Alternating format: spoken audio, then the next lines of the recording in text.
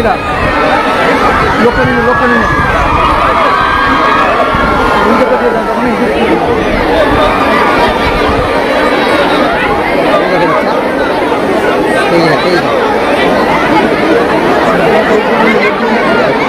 ঢুকা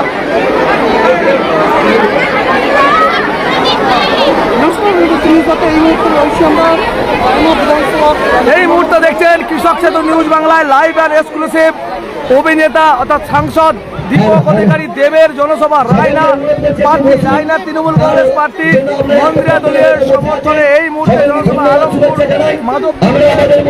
মাঠ আমাদের সামনে সেই দেব অধিকারীকে আমরা পেয়েছি। আমাদের আজকে রায়না বিধানসভার প্রার্থী মাননীয় মন্দিরা দলীয় সমর্থনে উনি এসেছেন। আমি সকলের কাছে অনুরোধ করবো, আপনাদের কাছে উনি দু চার কথা বলবেন, আপনারা একটু ধৈর্য ধরে শুনবেন। আমি আমাদের প্রার্থীকে দু চার কথা বলার জন্য অনুরোধ করছি।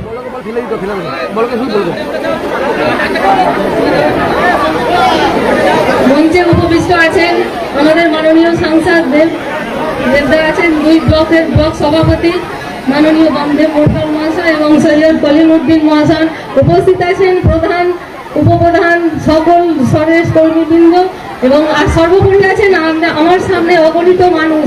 সকলকে যথাযোগ্য স্থানে প্রণাম এবং ভালোবাসা জানাই। আপনারা জানেন আমরা এখানে আজকে কেন আমাদের জনসভা, সামনে বিধানসভা নির্বাচন, সেই নির্বাচনকে সামনে রেখে আপনারা জোড়াফুল চিহ্নে ভোট দিয়ে দিদির উন্নয়নকে সামনে রেখে যেভাবে মাননীয় মুখ্যমন্ত্রী এবং মাননীয় অভিষেক বন্দ্যোপাধ্যায় মানুষের সাথে মানুষের পাশে প্রত্যেকটি উন্নয়নকে সামনে রেখে মানুষের সঙ্গে কাজ করে চলেছেন, সেই উদ্দেশ্যে আপনাদেরকেই বলবো আপনারা 15ই বৈশাখ জোড়াফুল চিহ্নে ভোট দিয়ে দিদির উন্নয়নকে আগামী পৌঁছে দিতে, দিদির হাতকে শক্ত করতে জোড়াফুল চিহ্নে ভোট দিন। এই কটি কথা বলে আমি আপনাদের সকলকে শ্রদ্ধা ভালোবাসা জানিয়ে আমি আমার ছোট্ট বক্তব্য শেষ করলাম। জয় হিন্দ, বন্দে মাতরম, জয় বাংলা।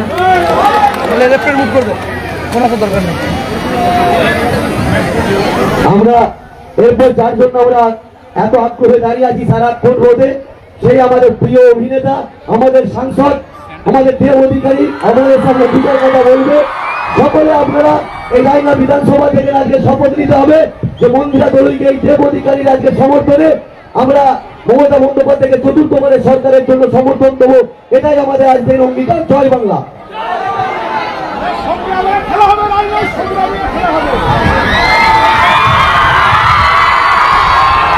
নমস্কার,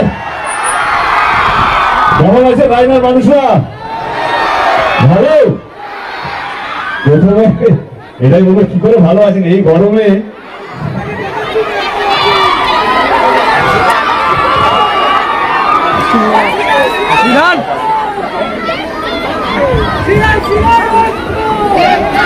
থ্যাংক ইউ।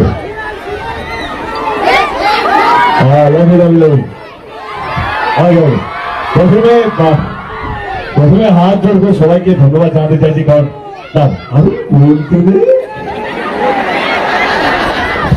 হাত জোড়কে মাথার চুল প্রত্যেককে ধন্যবাদ, কারণ এই গরমে এতক্ষণ ধরে আপনারা দাঁড়িয়ে আছেন আমাকে দেখার জন্য, আমার কথা শোনার জন্য এবং প্রার্থীকে আশীর্বাদ করার জন্য। তার জন্য মন থেকে ধন্যবাদ। আমার তরফ থেকে, দলের তরফ থেকে, দিদির তরফ থেকে সবাইকে অসংখ্য ধন্যবাদ পাশে থাকার জন্য এবং এতটা গরমকে ভুলে গিয়ে আশীর্বাদ করার জন্য আপনারা এসেছেন, তার জন্য মন থেকে আপনাদের সকলকে ধন্যবাদ। আমি রায়না বিধানসভায় এসেছি আপনাদের আশীর্বাদ চাইতে। আমাদের যিনি প্রার্থী মন্দিরা দি জৌলে দিয়েছে, প্লিজ।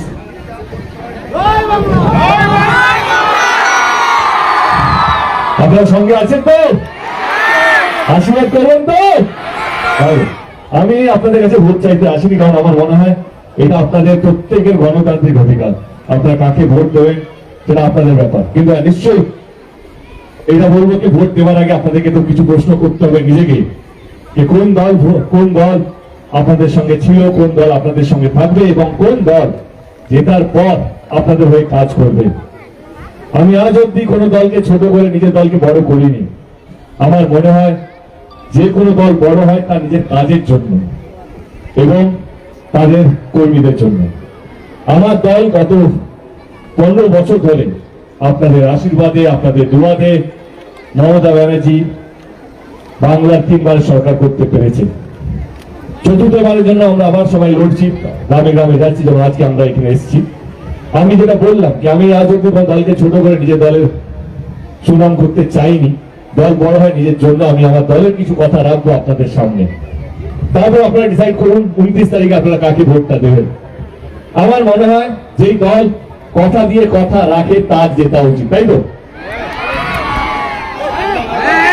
যে কোনো দল হতে পারে, আমি শুধু আমার দলের কথা বলছি, পৃথিবীতে যে কোনো দল বা ভারতবর্ষে যে কোনো দল বা বাংলার যে কোনো দল যে কথা দিয়ে কথা রাখে তারই জেতা উচিত। আমাদের দল 2011 থেকে বাংলায় সরকার গড়তে পেরেছে এবং 2026 অব্দি এরপর জিতবে, আবার চতুর্থবারের জন্য মমতা ব্যানার্জি শপথ নেবে, এটা নিয়ে কোনো সন্দেহ নেই। আমি 2011-তে যাবো না, 2021-এরই কথা বলি। আপনাদের সবার মনে আছে, যেমন 2021 যখন কোভিড হয়েছিল, কোভিডের পরে পরেই আমাদের নির্বাচন ডিক্লেয়ার হয়ে গেছিল। আমরা মাস্ক পরে গ্রামে গ্রামে গিয়ে যেতাম। আমার এখনো মনে আছে, আমি সভাতে দাঁড়িয়ে বলেছিলাম আসতে হবে না, কারণ কোভিড এখনো আছে। ঠিক সেগুলো অতীত। দিদি আমাদেরকে ব্রিফ করেছিল যে এবারে যদি আমরা জিতি আমাদেরকে বলতে হবে গ্রামে গ্রামে গিয়ে এবারে যদি জিতি তৃণমূল কংগ্রেস প্রত্যেকটা মহিলাকে 500 টাকা করে দেবে। এই প্রকল্পের নাম ছিল লক্ষ্মীর ভান্ডার। আপনারা বিশ্বাস করেছেন এবং তৃণমূল কংগ্রেস প্রথমবার 200টার বেশি আসন পেয়েছিল এবং জেতার 4 মাসের মধ্যে লক্ষ্মীর ভান্ডার প্রকল্পটা বাস্তবিক হয়েছিল। তো মমতা ব্যানার্জি যে কথাটা দিয়েছিল জেতার পর অক্ষরে অক্ষরে পালন করেছে কি বলেনি? যে লক্ষ্মীর ভান্ডার 500 টাকা দিয়ে শুরু হয়েছিল, আজকে সেই লক্ষ্মীর ভান্ডার 500 টাকার বেশি পাওয়া যাচ্ছে। তাহলে আপনার কোন সরকার জেতা উচিত? যেই সরকার কথা দিয়ে কথা রাখে, তাই তো? এবার যদি আমরা কিছু কেন্দ্র সরকারের কথা বলি, 2014-তে যখন আমি প্রথমবার সাংসদ হয়েছিলাম, তারা কথা দিয়েছিলেন ভারতবর্ষের মানুষকে। তারা কি কথা দিয়েছিলেন? তারা যদি কেন্দ্র সরকারে আসে তাহলে 15 লক্ষ টাকা করে প্রত্যেকটা মানুষের অ্যাকাউন্টে যাবে। বলেছিল কি বলেনি? শুধু তা নয়, প্রত্যেক বছর 2 কোটি চাকরি হবে ভারতবর্ষ জুড়ে। বলেছিল কি বলেনি? একটা কি প্রকল্প হয়েছে? এখন বলেছে যে ওনারা জেতার পর মহিলাদেরকে 3000 টাকা করে দেবেন। গত দিল্লি বিধানসভায় তারা বলেছিল 2500 টাকা করে দেবে দিল্লির মহিলাদেরকে, এখনো 1 টাকা কেউ পায়নি। 1 বছর বেশি হতে চললো। তাহলে আপনারা বলুন কোন সরকার কে জেতা উচিত? দিদি তো, যে কথা দিয়ে কথা রাখে। এবার চলে আসি, অনেক গরিব পরিবার আছে যেখানে মেয়েদেরকে স্কুলে একটার সময় পাঠানো হতো না, কিছুটা কারণ অর্থের জন্য, কিছুটা চিন্তা ভাবনার জন্য। আমাদের দিদি সেখানে দাঁড়িয়ে গেল, কন্যাশ্রী মতন প্রকল্প নিয়ে এলো যেখানে প্রত্যেকটা মেয়ে যেন তার পড়াশোনার অধিকারটা পায়। কন্যাশ্রী মতন প্রকল্প ভারতবর্ষ অন্য কোথাও নেই, শুধুমাত্র বাংলায় আছে এবং মমতা ব্যানার্জি হাত ধরে এসছে। তাহলে কার জেতা উচিত? যে কথা দিয়ে কথা রাখে, যে আপনাদের পরিবারকে নিয়ে ভাবে। আমি একটু আগে বলছিলাম যে এত গরমে আপনারা এতক্ষণ ধরে দাঁড়িয়ে আছেন, সত্যি বলছি 2 মিনিট এই গরমে কেউ কারোর জন্য দাঁড়াতে পারে না। তারপরে আপনারা 1-1 ঘন্টা করে দাঁড়িয়ে আছেন, 2 ঘন্টা আরো বেশি হবে। রান্না সকাল সকাল তাদের ঘুম থেকে উঠে রান্নাও করে নিয়েছেন হয়তো, যাতে দুপুরটা এখানে কেটে যাবে, তাই তো? এবার ভাবুন এই গরমে ছাত্রছাত্রীরা পায়ে হেঁটে স্কুলে যেতে হয়। কোনো কোনো স্কুল 5 মিনিট লাগে যেতে, কোনো কোনো স্কুল 10 মিনিট, কোনো কোনো স্কুল 8 ঘন্টা 40 মিনিটও লাগে। তাদেরকে যেন পায়ে হেঁটে স্কুলে না যেতে হয়, সেগুলো মমতা ব্যানার্জি দাঁড়িয়ে গেল, সবুজ সাথীর মতন প্রকল্প নিয়ে এলো যেখানে প্রত্যেকটা ছাত্র ছাত্রীকে সাইকেল দেওয়া হয়েছে। এই সবুজ সাথী প্রকল্প ভারতবর্ষে অন্য কোন সরকার তাদের রাজ্যে করতে পারেনি, শুধুমাত্র বাংলায় মমতা ব্যানার্জি করতে পেরেছে। তাহলে ভোটটা কাকে দেবেন? যে আপনাদের ছেলে মেয়েকে নিয়ে ভাবে, তাকে তো ভোটটা দেওয়া উচিত। এবারে চলে আসি, গরিব মানুষের যদি শরীর খারাপ হয় তাদেরকে সরকারি হসপিটালে লাইন লাগাতে হয়। ঈশ্বর না করুক যে কারো যদি অপারেশন করতে হয়, তাহলে অপারেশনে ডেট পেটে কখনো 5 দিন, 7 দিন, 10 দিন, 1 মাস, 2 মাসও লেগে যায়।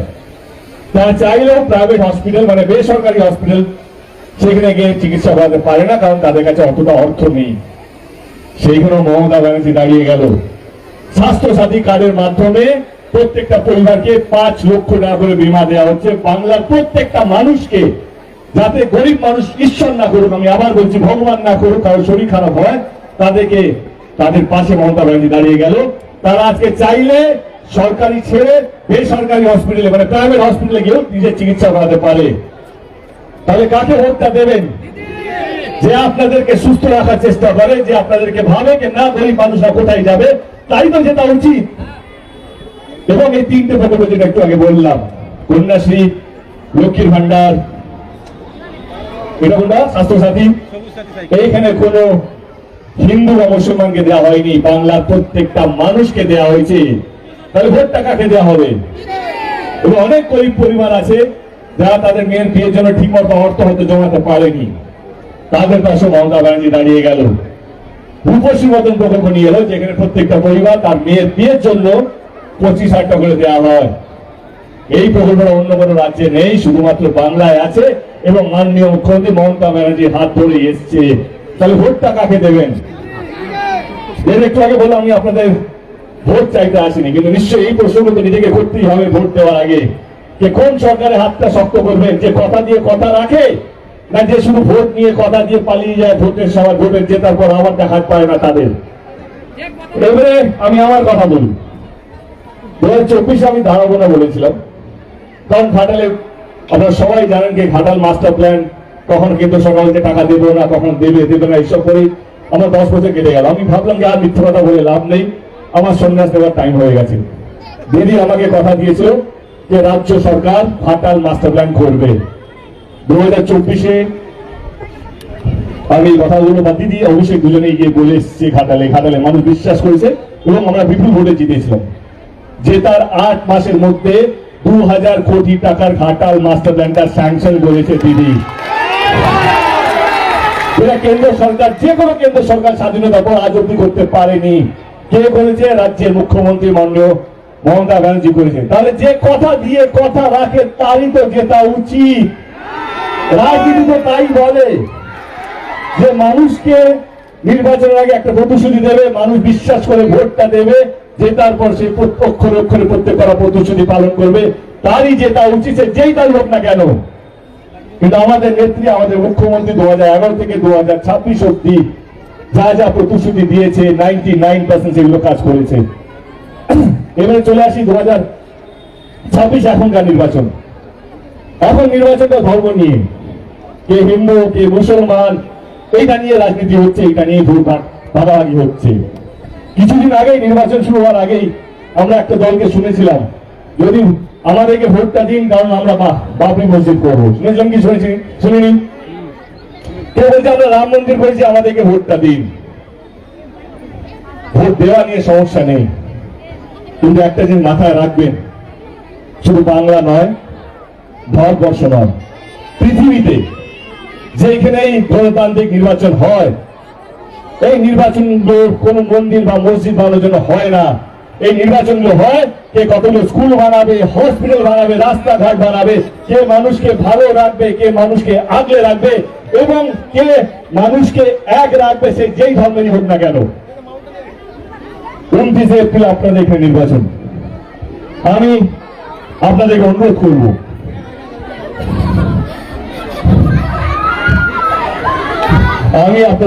করব, যে যদি আপনাদের মনে হয় আমাদের দল, আমাদের নেত্রী মমতা ব্যানার্জি এবং আমাদের যিনি প্রার্থী আপনাদের হয়ে আগামী দিন কাজ করতে পারবে, আগামী দিন আপনাদের হয়ে কাজ করতে পারবে, তাহলে ইভিএম মেশিনে 2 নম্বর বাটনটা টিপে ওনাকে বিপুল ভোটে জয়যুক্ত করবেন। সঙ্গে আছেন তো? আশীর্বাদ করবেন তো? এইটুকুই আপনাদের কাছে।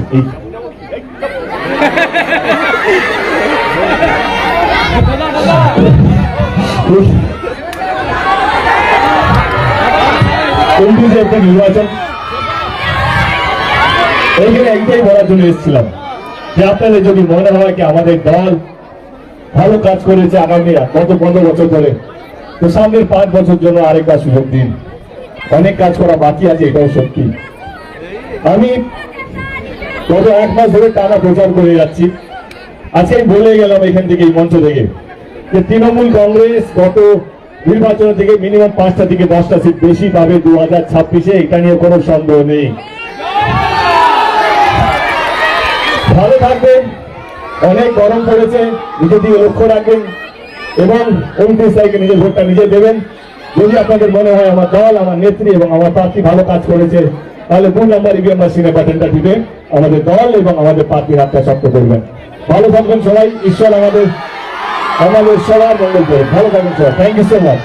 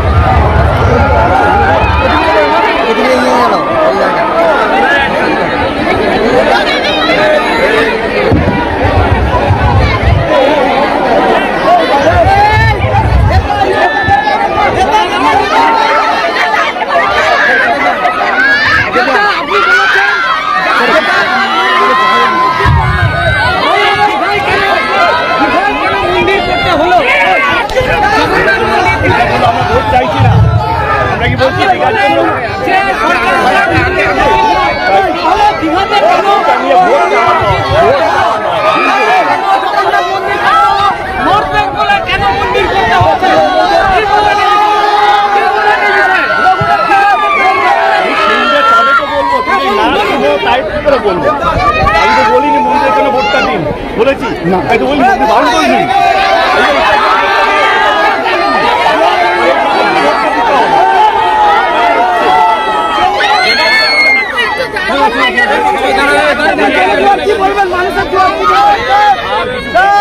সাত দিন এখন 7 দিন